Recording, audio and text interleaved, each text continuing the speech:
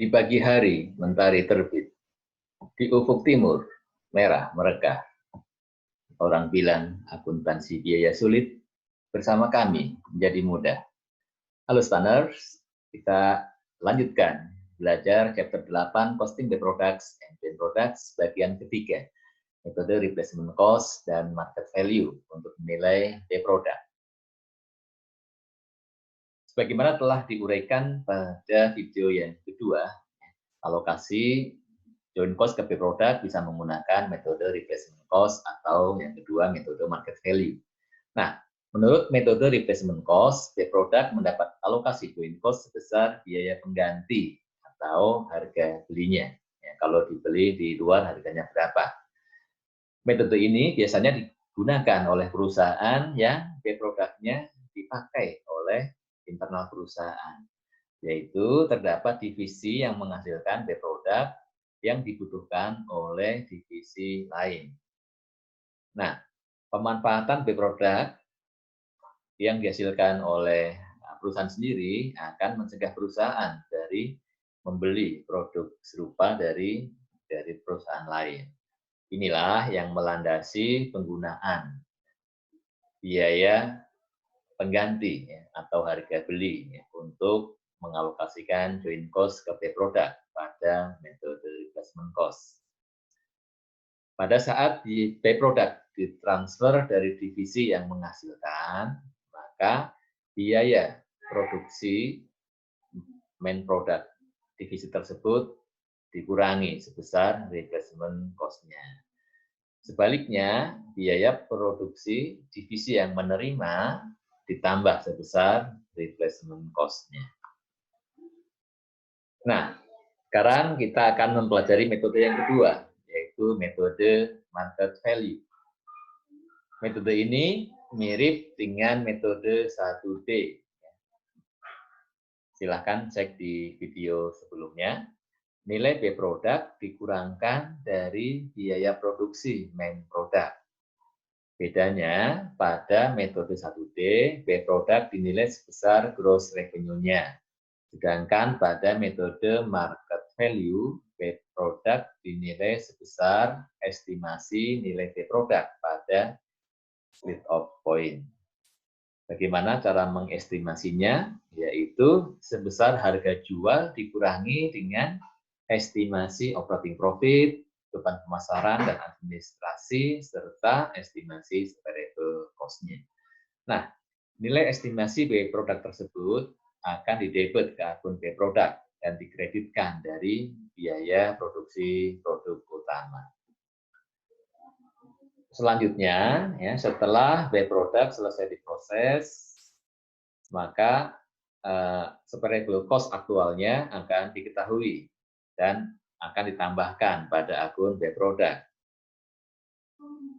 Demikian juga alokasi marketing dan administrative expense juga didebitkan pada akun B produk.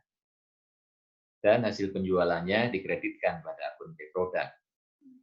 Saldonya disajikan seperti pada metode yang satu di video sebelumnya. Nah, ini adalah ilustrasi ya, mengalokasikan B produk mengalokasikan joint cost ke by product menggunakan metode market value. Katakanlah di sini biaya produksi ada material, labor, overhead totalnya 200.000. Kemudian ada menghasilkan juga B produk ada 100 unit dengan harga jualnya Rp100 sehingga total market value B produk sebesar Rp10.000 ya. Selanjutnya akan kita kurangi dengan perkiraan operating profit-nya. Misalkan 25% dari harga jual sebesar 2.500 dan perkiraan marketing dan administrative expense 15% sebesar 1.500. Total dikurangi 4.000 mendapatkan angka 6.000. Nah, ini akan kita kurangi lagi dengan biaya estimasi biaya produksi setelah split off.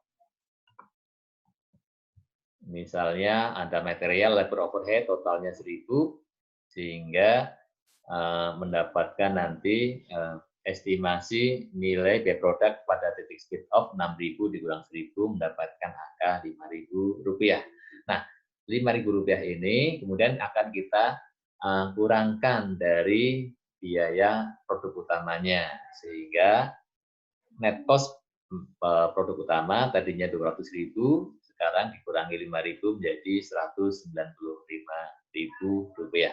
Sampai di sini dulu, tolong dipahami bagaimana cara mengestimasi nilai by product pada titik split off menggunakan metode market value. Nah, kalau sudah dipahami sampai di sini, saya akan lanjutkan penjelasannya. Ya. Pada umumnya, ya, by product tidak langsung diproses lanjutan ketika sudah terpisah dari produk utama. Karena namanya juga produk sampingan, maka ya perusahaan akan memprosesnya biasanya tidak buru-buru. Katakanlah ada jeda beberapa hari. Nah, misalkan setelah jeda beberapa hari, kemudian produk tersebut diproses, maka akan diketahui berapa sih biaya produksi lanjutannya yang aktual. Misalkan di sini ternyata Rp900. Ya. Padahal tadi kan perkiraannya berapa? Estimasi biaya variable cost-nya hanya Rp1.000 nih ya. Yang ini kan ini masih estimasi. Kemudian aktualnya ternyata 900. Ya. Maka yang angka 900 ini biaya aktual variable cost atas by product ya kita dikemanakan? Ya tentunya ini menambah biaya by product. Sehingga kita tambahkan by product nilainya menjadi 5.900.